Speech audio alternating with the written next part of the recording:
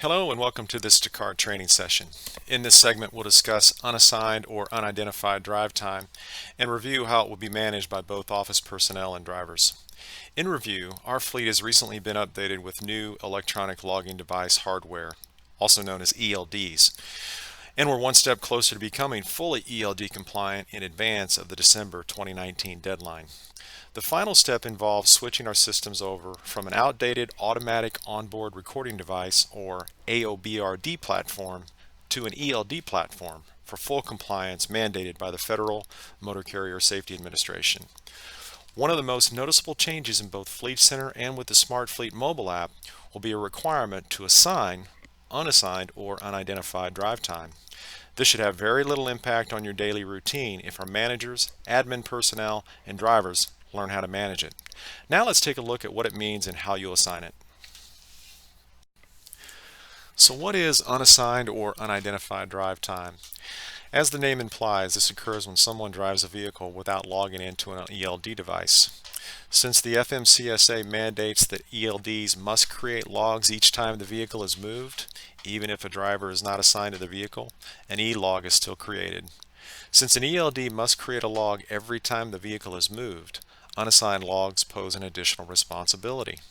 According to the regulation, all unassigned drive time records must either be explained or reassigned to the driver. Both drivers and carriers are accountable for all unassigned drive time, and if drivers and carriers do not comply, they will be in violation as mandated. Ultimately, we are all responsible for resolving unassigned drive time. It's important that we give proper maintenance to all the logs, checking them at least once a day. Descartes Fleet Center does provide the functionality to edit, explain, and reassign these drive logs. It's important to note that the Smart Fleet mobile app ensures that all drive status logs are created once the vehicle is going 5 miles per hour. If there's no driver assigned to the vehicle in the ELD, then a log is created with an unidentified driver. The logs will then stay attached to both the vehicle and the unidentified driver account. Do we have to assign all unassigned logs? Yes, absolutely. Drivers and carriers must claim any unassigned logs that belong to drivers. It's important that drivers and carriers annotate or explain all unassigned drive time if it's left unassigned. Otherwise, we'll be in violation. Here's a brief outline of how unassigned drive time will be managed by office personnel. It'll begin with review of a daily report that we generated at the corporate office, and we'll only send it out to those branches with vehicles listed on the report. If you receive the report, first identify who was driving the vehicle during the specified time. You'll want to assign the time to the driver for certification. Similar to exactly the same way they would if you were to make an edit to their log and send it to their mobile app for certification. It's the same process. And then you'll ensure that the driver verifies and inserts a comment. So now let's take a look at how this is done in Fleet Center. First, let's take a look at the unidentified driver report and the information that it provides. In column 1, we have the branch listed. In column 2, the unit or truck number. In column 3 and 4, the date and the time range. In this case, 5:05:22 to 5:05:45. So just seconds recorded, and then the distance the truck traveled during that time, and that created the unassigned event. It's important to note that once the truck is started and begins to move, after 3 seconds, if nobody is connected to that truck, it's going to create an unassigned event. So that's what happened here. We might even see a record where there's 0 miles traveled, but because the truck traveled such a short distance, but because it recognized a driver not connected to it, it created the record. So it's important for drivers to understand when they get in the truck, one of the first things they'll want to do is connect their phone to the ELD device after the truck's been started.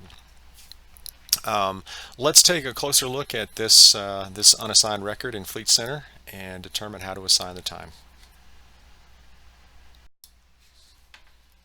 Once in Fleet Center, you'll want to select the HOS tab from the top of your screen, and then along the upper ribbon select Unidentified Driver Logbook. From the first drop-down menu, you'll see all of your trucks and phones listed. You'll want to select the asset that was identified in the report, and in this case we want to select truck number 659. And then in the next drop-down menu, you'll have a day or week option. In this case, we know we want a specific day, so let's just keep that as day. And then over on the calendar, let's select the date. We can do so by navigating backwards or forwards through the calendar, but the easiest way is to select this little button here, which will bring up your calendar view, and then select the specific day identified in the report. Again, if we jump back to the report, we want to select 9/1. And then we click Load Logbook. It's going to bring up a graph showing you the unassigned drive time, and then at the bottom of the screen you'll have each record recorded for that unassigned time.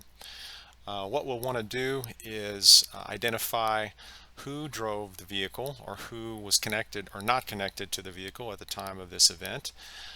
It's going to default to the first driver on your drop-down menu list, so that's not necessarily the driver that drove truck 659 on 9/1. We need to identify who that was.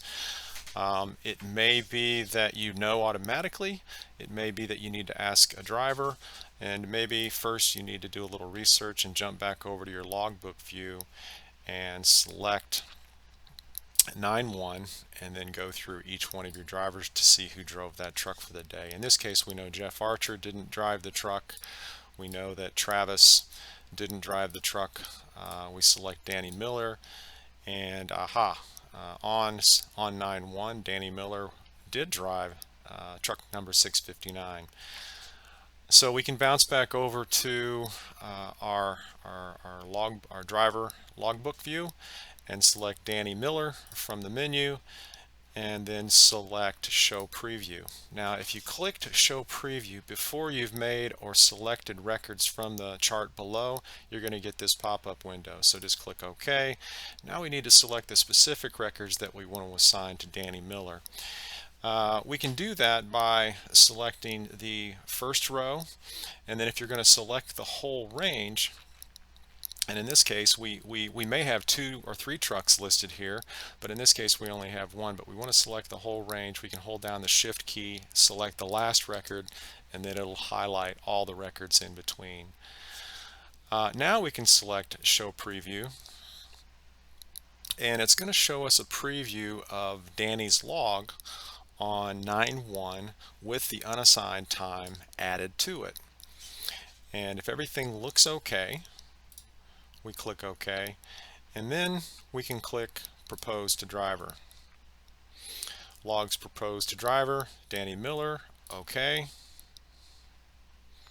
Okay, so now let's go back over to Danny's logbook on 9/1 and reload the logbook, and you will see that the unassigned time has been proposed. So it's been sent to his phone as a proposed edit, and you'll also see it on the log here, on his regular log, that time has been proposed. Now the only thing that needs to happen is Danny needs to certify that log on the day through the SmartFleet app. Now let's take a look at the SmartFleet app, and from a driver's viewpoint, what that might look like. Looking at the SmartFleet mobile app from the driver's viewpoint, if a log has been sent to their phone, they will receive this pop-up message indicating that proposed logs have been sent and that it's highly recommended to handle it. The driver will simply click OK. This process won't look very different than any other proposed log being sent to the phone from Fleet Center. First, the driver will identify the date that the logs need to be reviewed. In this case it was 9/1, so we'll click the View button. Now we need to scroll down and find the proposed logs. There was 3, if you'll recall. I've already accepted 1, so there's only 2 remaining. So once they've identified the proposed logs, they'll click Show to View. and it'll give them a graph and show the proposed log to them. And if you'll scroll, you'll notice that the remark section has already been automatically populated. To accept the change, we'll click Save and scroll to the second log that needs to be reviewed. We'll click Show again. Again, it shows the change on the graph. To accept the change, you simply click Save.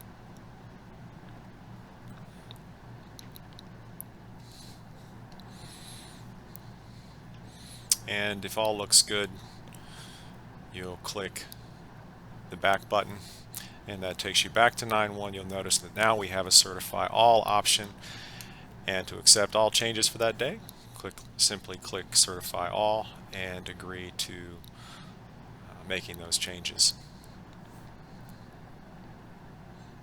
Now we'll take a look at the other changes that a driver might expect with unassigned drive time.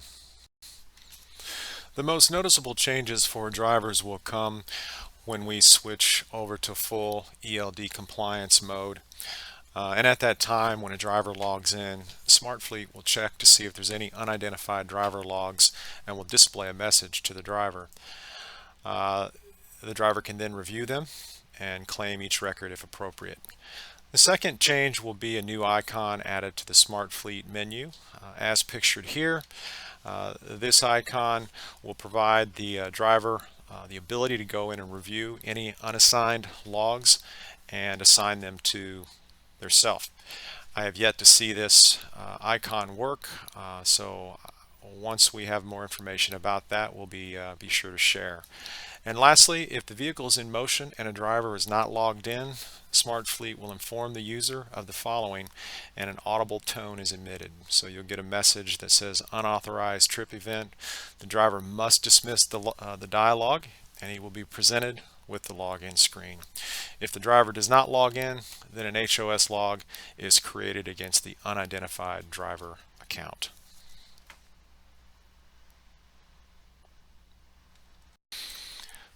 To conclude, let's review the negative consequences of not taking care of unassigned logs. It's important to know that events do not contribute to the driver's overall hours. Therefore, it could put them at a higher risk of going into violation, as their duty status changes are not being recorded properly. DOT officers are more likely to investigate. Unassigned logs are perceived as showing a lack of effort or care. They can result in a fine. So making sure that our logs are assigned and explained is very important, especially during an inspection.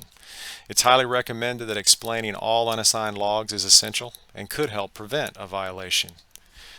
So whether you're sending a unassigned log from Fleet Center or receiving it from SmartFleet, adding a meaningful comment can help prevent future violations.